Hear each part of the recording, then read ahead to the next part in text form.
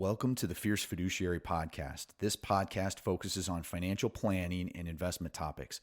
Our goal is to help you make better financial decisions. We are fierce advocates of fiduciary advice. What does fiduciary mean? It means that anyone who advises you should always put your needs first. We hope you get some value from this episode. Thanks for listening. Standard housekeeping. Anything on the Fierce Fiduciary Podcast should not be considered individual financial planning or investment advice. For that, we recommend you consult your own properly registered and licensed professional. Hey everybody, thanks for listening. This is episode 29 of the Fierce Fiduciary Podcast. I'm Brian Beasley, and with me again is Dan Albert. Good afternoon, Dan. Good afternoon. The audience for today's discussion includes parents with adult children or adult children with parents that are living. So we're talking here about end-of-life caregiving, and this is a touchy, delicate, sensitive subject, but it's an important one. And if you even clicked on this episode, good for you, because most people would be avoiding this topic like the plague because it's so uncomfortable. But we're going to do our very best to do this topic justice, and hopefully we can add some value in some sort of a gentle and compassionate but effective and motivating way. Everybody has a unique experience. Everybody's going to have their own situations and their own family dynamics. We just want to provide some thoughts here and considerations for you to think about going forward as you're looking at your own situation and your own family dynamics, and maybe help you navigate this situation. For this episode, there are two basic main takeaways that we'd like to get across here. The first thing is, let family members be family members. Let family be family. And let the caregivers be caregivers. The second is, if you have the financial wherewithal and you're going into this caregiving, this end-of-life situation where you got to take care of somebody, get that professional help as soon as you can, sooner than you realize. A lot of people would tend to try to put that off as long as possible, whether it's financial or whether it's ego or whether it's just trying to help mom or dad stay at home longer. But in our experience, we've seen it work out both ways, and by far, it seems to make sense. It seems to work out most smoothly if mom and dad are involved early enough in the process that they can maybe make these decisions in advance, but also getting to assisted living sooner, making that move sooner rather than later. And it may not be end of life, like imminent end of life caregiving. It may just be you need a little help. Maybe it's making meals or bathing or whatever, but sooner is better than later. And here's some early warning signs to look out for. From a physical standpoint, as I'm talking to adult children right now, as they look at their parents, as you look at your parents, when they start having tripping close calls and they're physically struggling on their stairs, and they might have a house where everywhere they go to, they have to go by stairs to get to inside their house. You know, you don't have a nice ranch where everything's on the main floor. If there's always stairs and you notice there's shuffling of feet, that's a sign where you may want to start having a conversation if you haven't. And just be aware that with that physical deterioration, there may be, it may accelerate into the future and worsen. I mean, really the last thing you need is a fall. Over and over and over again, a fall can be a real major problem because there's a fall, there's a broken bone, or worse, a broken hip or pelvis. You're laid up for months on end, and while you're laid up, your muscles atrophy even further, and then just getting back from that tends to be a very difficult climb. The other early warning sign from a memory cognitive standpoint is when you're talking with someone and you've got to repeat yourself about 3 times within a 10-minute conversation. You're talking to mom or dad, and you're sitting down at the kitchen table, and you're just chit-chatting. You're talking about the day. You're talking about events to come or things that happened in the past. If you find yourself repeating and the conversation gets kind of circular and you've got to repeat yourself 3 times, that's a pretty good indication that maybe there's something going on. Now, I'm not a doctor or anything, and I'm not. I'm using this as. It's just an early warning. It's just a sign that maybe you ought to have somebody qualified have a look at things. Maybe evaluate what's going on with you, or maybe evaluate what's going on with mom or dad. Maybe it's time to go see the doctor. Yeah, just see if there's a memory issue, or if maybe there's some other medical thing going on. So there are some warning signs. And as adult children step in, what's it like to even be a caregiver? Well, if it's okay if I can just circle back to that cognitive please. thing. I mean, we've heard stories, or maybe we've had experiences with situations where the last straw was somebody was going somewhere, or they literally thought they were in a different decade, or something's like more severe than that. And when you're talking about these things like just repeating the same topic 3 times in a 10-minute period, we hear about those kind of early warning signs less and less often, because people tend to want to just kind of like, well, maybe you're just having a bad day, or maybe you're just kind of confused. And so there's a tendency within families to kind of like set that aside and not really like be alerted that might be an early sign. And you probably don't want to wait to get care or get things looked at until it's really obvious, because somebody might be hurting themselves accidentally, or they might, you might have a situation where somebody's in a car and they're not able to be driving a car, and they might hurt themselves or somebody else. You want to pick up on these early signs. You don't want to wait until the obvious one where they walk in a room and they don't even recognize you anymore. And this isn't going to happen to everybody. This is just for those people that have those situations. If you're having a cognitive thing going on, pay attention to the little signs also. And mom and dad who have been married for 30, 40, 50 years, they tend to cover for each other very well, where they won't necessarily know that there's something going on, because they do such a good job completing each other's sentences, and they're not really aware, and they just do a nice job covering. You bring up a fair point there. You've got a situation where both mom and dad are together, and they're able to cover for each other, and they fill each other's gaps, where you really have to have your antenna up as a child, an adult child, is if you have a situation where dad's a widower or mom's a widow and they're living alone. I tell you what, if you're not there, you don't really know what's going on. Sometimes they'll tell you everything's fine, and they're basically sitting still all day long, not doing anything. And that will cause your body and your mind to atrophy.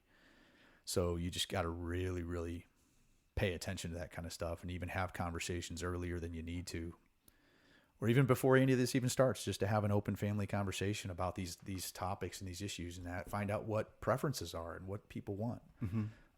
But having that communication open early can be helpful, and it is a potential reality. It's not something that necessarily happens to every single family, but odds are good. I mean, it's about 1 in 4, 1 in 3 families have somebody needs some sort of a long-term care need after age 65 that lasts longer than the 90 days that Medicare will cover. So just need to be aware of those possibilities.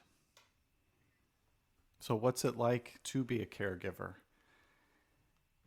If you're thrown into it, it can feel like being thrown into the fire. if you're just all of a sudden you have a situation like, for instance, earlier we talked about somebody falling and breaking their hip, and that could be a really devastating injury for an elderly person. They're very slow to recover, the muscles atrophy, and that could start a steep decline. And if you're an adult child stepping into that situation, it could be like a roller coaster where you've got so much to handle. You've got to take care of your own situation, and on top of what's going on with your ailing parent. And that could be taking care of the house, paying bills, making sure medication is taken, going to doctor's appointments. And it can be really, really emotional. And that emotion, depending on who you are or the situation, that can impede your action. It can also create inaction on your part. So you can walk into this thing and you may be just scared and not know what to do. And here I am, mom's in bed, and I got to try to take care of her. I don't know what to do. Things can change day to day or moment to moment. If there's a disease such as Alzheimer's that we're dealing with, there's a progression that could be very, very, as you're in it day to day, you may not see the progression, yet a week from now or a month from now, all of a sudden, you've got to really step up the amount of care that you're providing to this person. So it could start off where it feels fairly manageable. You're just helping out here and there, and do the dishes, helping to prepare meals. Yeah, and once in a while, that's not a big deal. You start doing that day in, day out, and then all of a sudden a switch flips, and now you're managing two households' finances. You've got two calendars because now you've got doctor's appointment visits and things like that. And you're trying to figure out, how do I juggle my job with my existing family, with my own household responsibilities, and now I have all these other responsibilities on top of that. That can be, I mean, it just sounds paralyzing and overwhelming. It turns into crisis management. A new day brings new needs and a growing list of things to do. Well, what kind of things are you taught me? You've talked a little bit about handling the day-to-day household stuff, but what are some other things? I mean, if things go to the next level, what are some of the other things that could be? Taking care of the household, cleaning, cooking, laundry, yard work, shoveling snow in the wintertime, paying bills, all of that household maintenance stuff. That's one level of caregiving that you might provide for somebody. Another is dealing with healthcare issues where you may be attending doctor's appointments with your mom or dad. Just being a second set of eyeballs, taking notes, that kind of thing. Monitoring medication and that sort of thing. Another form of caregiving is just providing companionship and being there to comfort them, have a quiet conversation, watch TV together, just be present. Just filling a social gap. Yeah. Because they may not be seeing anybody, talking to anybody very often, and having that interaction could be helpful. Another is taking care of what are called activities of daily living, or ADLs. ADLs. That's an industry term. But those are, if you start encountering issues where you're not able to perform those activities of daily living, that's really when a long-term care need it becomes present. So what are some examples of these activities of daily living as defined by the industry, as you said? One is eating. Is the person able to eat and feed themselves? Bathing, taking a bath or showering, brushing their teeth and grooming themselves. Are they able to do that? Getting dressed and getting undressed, changing clothes. Toileting, if they're able to get themselves to the toilet, clean up afterwards, and get removed to where they were before. Mobility, which is the ability just to stand, sit, and walk around. And continence, which means your bladder control and your bowels control. So with regards to becoming a caregiver, you as the caregiver may need to help in those various areas and get That sounds more like involved. a long list. It is. It is. And it can be, I'm thinking dehumanizing, but I don't want to say that, even though I just did. It can, when you start becoming a caregiver and I'm a son, I have a mom and dad. If I'm helping mom or dad with their toileting needs or helping them take a bath, my relationship with them starts to change.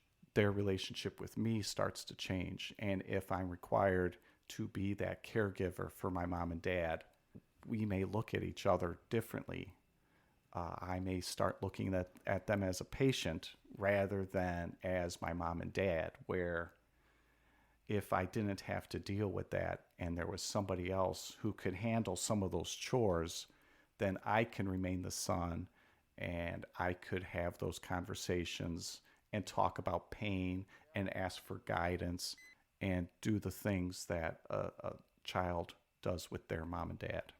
You also can think of your extended family and friends who are stepping up outside of the household to provide assistance to you.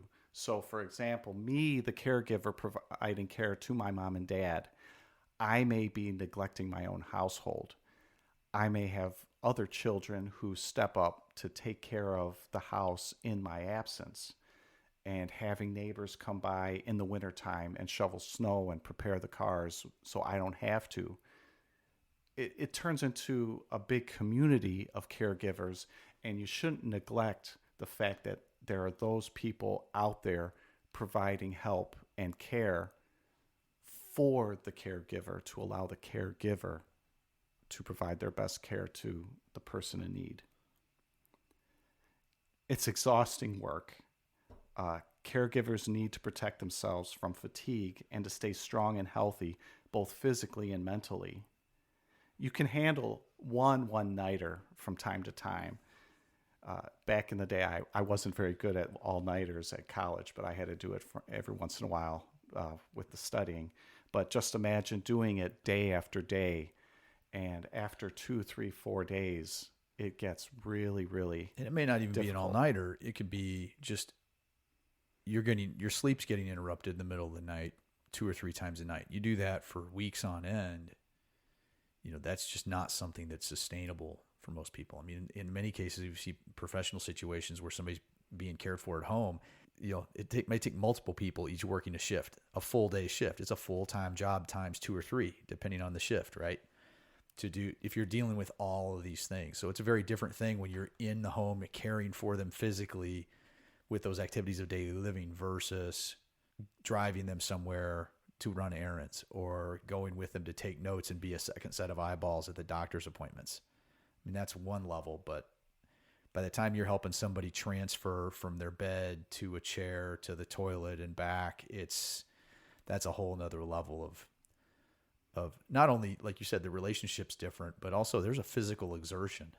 You can only run on adrenaline for so long. That's there. And oftentimes by the time somebody needs care, we forget about this, but the caregiver is rarely a physically fit, robust person in their 20s or 30s. Oftentimes we'll see people who are caregivers and they're in their late 50s into their 60s and even their early 70s in some cases. So they're in no shape physically to be picking mom and dad up out of a chair or a bed and moving them from a car to a chair. I mean, it's a challenge. So here are some final thoughts here to wrap up this conversation. Number one, like we said in the very beginning, try to let family members be family members and let those caregivers be caregivers and try to get professional help early. Some people are naturally gifted, and God bless those people. Some of those people are awesome caregivers, and they could just jump into it and take it on, and God bless them. If you or your family are called upon to be caregivers, lean on each other's strengths and try to minimize your weaknesses. I'm good with numbers. I can help pay bills. You may find some people who are really good with taking care of household things. You may find other people who have very little difficulty with taking care of the bathing or the toileting, and they can address those issues very calmly, competently, and with as little stress as possible. There are other people who completely shy away from that. And sometimes there are people that, hey, you've got a to-do list. Hey, I got to go out and buy groceries. I got to cut the grass. I got to do some vacuuming. And you can have people do those things as well and not be immediately there on top of the person needing the care. Time spent planning and communicating with family early on and establishing resources will pay dividends to families 1,000 times over for those caregivers providing end-of-life care. I've heard this elsewhere, but proper prior planning prevents poor performance.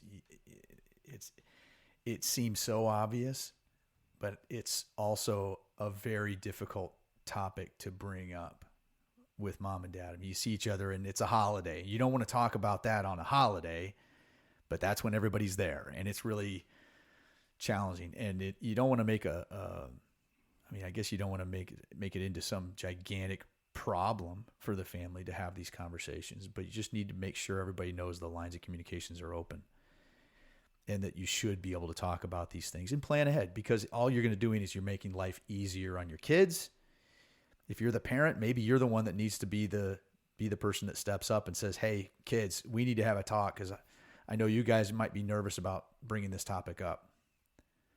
So we're going to have the conversation. Come on over, and we want to talk about these things and figure this all out and have a plan in place. If this, then that. And you're not going to have it shouldn't be a list 100 miles long, but at the same time, you want to have a clue about how everybody feels about these things and who's willing to do what, who's capable of doing what. And in many cases, mom and dad may say, you know what? No, you've got 3 kids in college and a child in middle school maybe. And you've got a lot going on, and maybe you don't have the time, effort, energy, or you're too far away.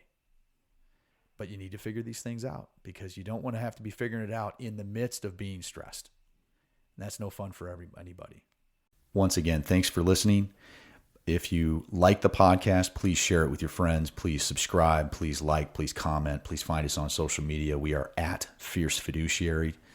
You can also Google Fierce Fiduciary Podcast and find us anywhere. Dan, you're from Facebook. I'm on Facebook at Dan Alberth. Dan.Alberth, and I am at Brian C. Beasley on most platforms.